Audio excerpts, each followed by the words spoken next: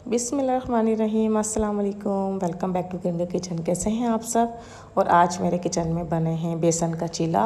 आप इसको बेसन के पराठे भी कह सकते हैं। बग़ैर आटा गूँदे, बग़ैर मेहनत किए, किसी भी झंझट के बग़ैर हम बनाएंगे मज़े वाले बेसन के पराठे बोल लें, बेसन की रोटी बोल लें मसाले वाली, या हम इसको बोल सकते हैं बेसन का चीला। चलिए जी, इसको बनाना कर देते हैं स्टार्ट। ये मज़ेदार सी रेसिपी मैंने किस तरह से बनाई है, चलिए जी इसको मैं आपको बताती हूँ स्टेप बाय स्टेप। सबसे पहले यहाँ पे मैंने कुछ मसाले काट के रखे हैं, जिसमें मैंने प्याज चॉप की है, टमाटर के बीज निकल के वो चॉप किया है, साथ में है थोड़ा सा पालक, हरा धनिया, पुदीना और हरी मिर्चें। ठीक है जनाब। आधी गड्डी हरा धनिया की है, 2 से 3 मैंने टेबल स्पून लिए हैं पुदीने के, 2 से 3 टेबल स्पून ही मैंने लिए हैं पालक के, एक छोटा साइज़ का प्याज है, एक छोटा साइज़ का टमाटर है, 4 से 5 हरी मिर्चें हैं। इसके बाद ये मैंने इसमें डाला है हाफ़ टी स्पून, इसमें है लाल मिर्च का पाउडर, हाफ़ टी स्पून मैंने इसमें डाला है गरम मसाला पाउडर, 1 चम्मच भर के 1 टेबल स्पून भर के मैंने डाला है इसमें ज़ीरा, और मैंने इसमें डाला है हाफ़ टी स्पून अदरक लहसुन का पेस्ट। अब इसको थोड़ा थोड़ा पानी डाल के मैंने इस तरह का बना लिया है मिक्सचर। और अब इसमें मैं डालूँगी अपने जो मैंने सब्जियां काट के रखी हैं, प्याज, हरी मिर्चें, हरा धनिया, पुदीना और हमारा पालक, ये चीज़ें डाल के और टमाटर डाल के मैं इसको अच्छे से मिक्स करूँगी। और जितनी मुझे इसका लिक्विड, जितना मुझे इसका बैटर बनाना होगा थिक, वो मैं बना लूँगी। हमें इसकी जो थिकनेस है, जो इसकी कंसिस्टेंसी है, वो हमने ज़रा ध्यान से करनी है। ना ज़्यादा पतली होनी चाहिए और ना ही ज़्यादा इसकी गाढ़ी होनी चाहिए।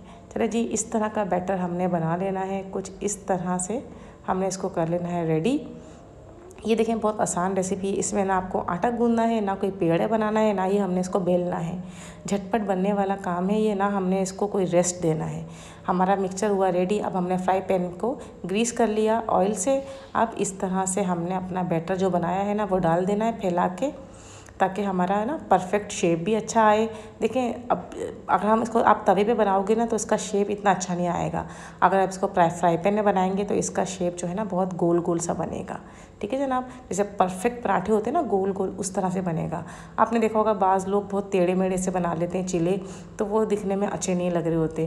तो बेहतर है कि हम इसको थोड़ा सब्र रख के हम इसको फ्राई पैन में बनाएं, ताकि अच्छा बने।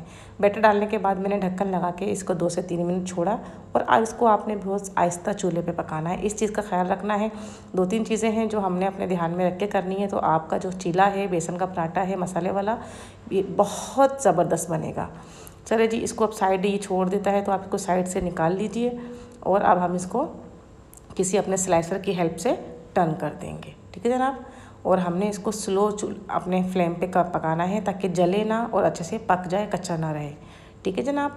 ये देखिए, आप इस तरह से मैंने स्लाइसर दबा के आप इसको ग्रीस भी कर सकते हैं ऑयल लगा के। अगर आप ज़्यादा ऑयल खाना चाहते हैं, ज़्यादा ऑयल वाले पराठे खाना चाहते हैं, तो ऑयल आप भर के लगा लें। और अगर आप वेट लूज़ पर हैं या डाइटिंग कर रहे हैं, तो आप इसमें ऑयल बिल्कुल भी नहीं जाएगा। ठीक है। ये स्पेशल एक रेसिपी होती है वेट लूज़ के लिए, जिसमें जो है ना, आपको पता है बेसन में अगर हम ये पालक वगैरह डाल के बेसन का चीला बनाते हैं वो विदाउट ऑयल, तो ये हमारी वेट रिड्यूस में ना बहुत हेल्प करता है। तो हमें तो ऐसा कोई नहीं चाहिए था कि वेट रिड्यूस का, तो हमने इसमें ऑयल लगाया है। अगर आप वेट रिड्यूस करना चाहते हैं, तो इसको ऑयल को स्किप कर दें बिल्कुल। ये देखें, दोनों साइड से हमने इसको स्लो फ्लेम पे पकाया, और ये बहुत अच्छे से सीख चुका है। जो हमने वेजिटेबल डाली थी वो भी अच्छे से हमारी सीख चुकी हैं, और हमारा जो पराठा है बेसन का कच्चापन भी हमारा ख़त्म हो गया है। बहुत ज़बरदस्त है हमारा पराठा, सिक के हो गया है रेडी। जल्दी दोनों साइडों से देखें। अब जो है ना, हम लोगों ने क्या करना है, इसको उतार लेना है, और सेम इसी तरीके का हमने दूसरा बनाना है, ताकि आप लोगों को मैं एक नहीं 2 बना के इसलिए बताऊंगी, ताकि आपको अच्छे से समझ में आ जाए। अगर एक दफ़ा से आपको समझ में नहीं आएगा, दूसरे बैटर से सेम वही प्रोसीजर करना है। हमने ऑयल को अपने फ्राई पैन पे ग्रीस कर देना है, और अपना बैटर जो हमने बनाया था वो इस पर डाल के इसको अच्छे से फैला देना है चारों तरफ से। इसको हमने एक अच्छी सी गोल सी शेप देनी है। ठीक है जी। और जो वेजिटेबल अगर आपकी एक जगह जमा हो जाती है ना, तो आप चम्मच की हेल्प से इसको सेपरेट कर दें, चारों तरफ फैला दें। छोटी छोटी चीज़ों का ध्यान रख के अगर हम काम करते हैं ना, तो बेहतरीन रिज़ल्ट आते हैं। बेहतरीन थोड़ा सा दिमाग इस्तेमाल करके अगर हम काम करें ना, तो ज़बरदस्त है, हमारे खाने घर में ही रेडी हो जाते हैं। चलो जी, इसको भी ढक के हमने पका लेना है 2 से 3 मिनट। एक साइड पे हमने 2 से 3 मिनट पकाना है, और दूसरी साइड से भी हमने 2 से 3 मिनट पकाना है। तो टोटल हमने 6 से 7 मिनट इसको पकाना है, और इतने टाइम में ये परफेक्टली कुक हो जाएगा। ना आपका कच्चा रहेगा और ना आपका जलेगा। बस आपने आँच का ख्याल रखना है, फ्लेम आपने स्लो रखना है। ये देखिए दूसरी साइड से मैंने इसको जब टर्न किया है तो कितना प्यारा कलर आया सुर्ख सुर्ख। तो हमने इसी तरह के सुर्ख सुर्ख निकालने हैं, जलाना बिल्कुल भी नहीं है। और हमने अच्छे से ऑयल लगा दिया था दोनों साइड पे ताकि हमारे पराठे परफेक्टली रेडी हो जाए। देखिए कितने मज़े का वाला रेडी हुआ है। ये देखिए असली मैंने इसलिए आपके सामने 2 पराठे बनाए ताकि आपको अच्छे से समझ में आ जाए।